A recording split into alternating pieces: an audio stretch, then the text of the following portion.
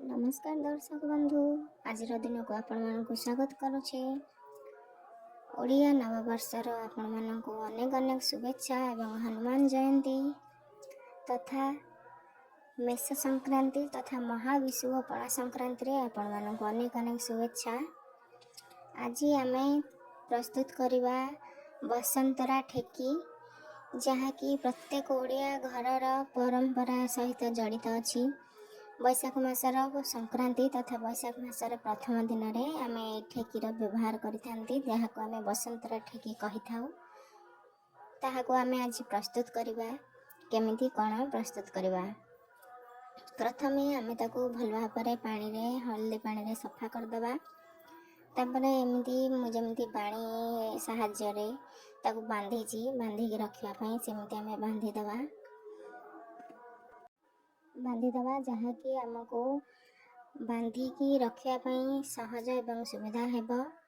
तापर आमे गोटे गोटे करी बसंतरा ठेकी को सुसज्जित करवा।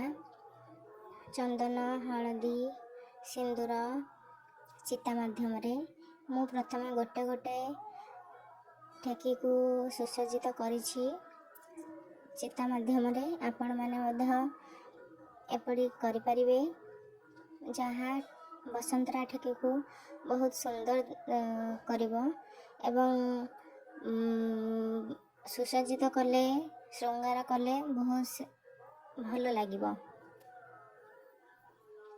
महाविषुव पणा संक्रांति ओडिया घरर एक बहुत बड़ परंपरा जहाँकि आम ओडिया मानक पई गर्व एवं गौरवर दिवस अटे जहाँ को आमे बहुत भल भाव पालन करथांती। आज दिन में महाप्रभु हनुमान कर जयंती जन्म दिवस ताको मध्य आमे पालन करिथांती। आज दिन में आमे सूर्य पूजा मध्य करिथांती। सूर्य को आज दिन में आवाहन कले तांकर पूजा कले आमको बहुत सुफल मिलता है जहाँ आमर मनस्कामना आमे रखी थांती।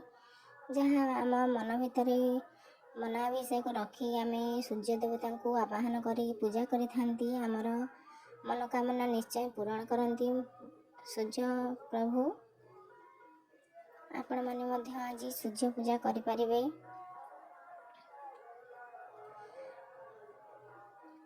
आज दिनटी आपण पई मंगलमय हो शुभ हेउ। आपणकर घर परिवार समस्त को महाप्रभु श्री जगन्नाथ घंटा घोड़े रखंतु। एबे हमर प्रस्तुत हो जाइछि महाविषुव पणा संक्रांति पई बसंतरा ठेकी। एहीपरि आपण माने मध्य सुसज्जित करी बसंतरा ठेकी माध्यम रे आपण जड़ लागी करि परिबे। भल लागिले लाइक शेयर सब्सक्राइब निश्चय करिवे। नमस्कार।